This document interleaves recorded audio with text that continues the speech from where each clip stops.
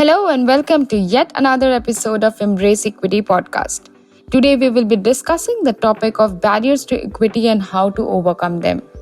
In this episode, we will explore some of the challenges that prevent individuals from achieving equity as well as strategies for overcoming these barriers. We have with us today Chaitanya Bhanu, Vice President Steel Manufacturing, Tata Steel. Welcome, sir. What is the importance of diversity, equity, and inclusion in the workplace? Let me start by saying, rather answering the question, what do we mean by diversity? So, if you look at Tata Steel has been, like any other steel company, has been predominantly uh, men have been working here because of the image of the industry and because of our social conditions in the earlier years. But even with men, I will say we have had a reasonable amount of diversity in place. In terms of Jamshedpur itself has been a city with cosmopolitan character to some extent. And then the recruitment used to happen from all over the place. I am myself from the northern part of the India. So many of us used to come from different backgrounds, rural, urban, big city guys, and different kinds of upbringing, so to say, joint families, nuclear families. Each comes with his own perspective. So, to that extent, there was a reasonable amount of diversity of thought in the organization. And then the second step which we took was, I think, bringing in women, more and more women, through a concerted effort and bringing in policy changes. And then PWD. Then the people with the third gender, what we call as. So diversity has been there.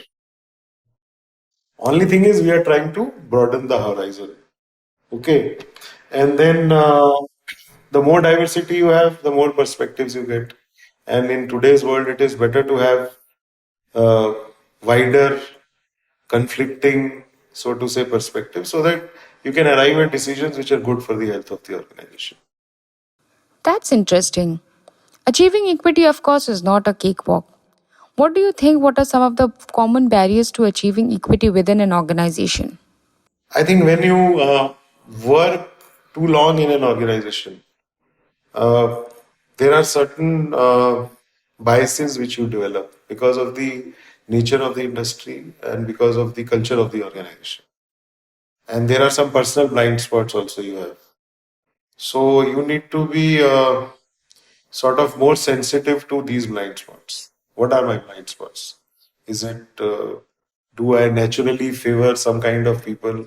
Do I naturally favor, say, English speaking guys? One needs to be, as senior manager, sensitive to this so that at the back of your hand, when you take a decision, you should be sure I'm not getting influenced by my blind spots or my natural biases which I have as a part of my upbringing. That is one. Second part is what can the organization do? So you have to work on two fronts actually. One front is the policies. So policies have to support diversity, inclusion, etc. So when you bring in women, you have to understand that there will be periods when they may not be able to give so much time to their job and they will need a break. So your policy should support that. So simple example can be when women have small children. So in India, your job extends even to evenings. There are some social dinners which you're supposed to attend, etc. So senior people should be sensitive that women in certain age groups may not be able to come for the evening dinners, may not be socially so active in the evenings because they have to spend times with the young children, etc. And that should not work against them. So that sensitization has to be there. So one part is the policy, other is the sensitization of people at all levels. General sensitization, it especially comes in when you bring in third gender, because the way senior people in our age group have been brought up, you generally in common words you use many loose terms also for third gender. Now you have to change your outlook suddenly, and they have proved that they are as good as anybody else. So that sensitization has to come at all levels of the organization. So one part you have to do there from what I will say is bottom top, and from top to bottom you have to bring in policies which help in bringing in diversity.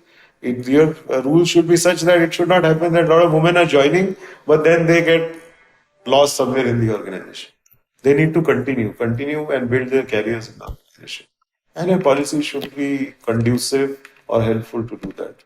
And obviously, these challenges can only be addressed through effective strategies in place. What are some of the strategies that you think will promote equity within an organization and how can they be implemented?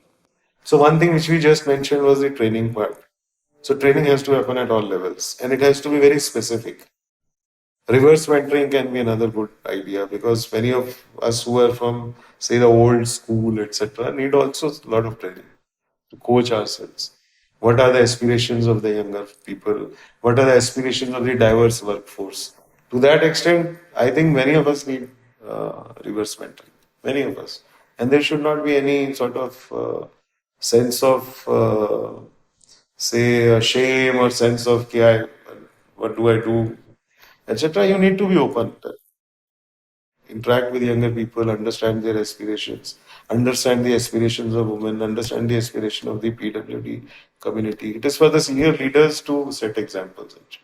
Once they set good examples, the organization will follow, I think. And you will have a better workplace and a more inclusive workplace to begin, where people will feel free to voice their concerns, where people will contribute more, and you will have a higher engaged workforce at the workplace. Thank you, sir, for shedding light on these insightful facts. This brings us to the end of this podcast episode. Stay tuned for more on Embrace Equity podcast series.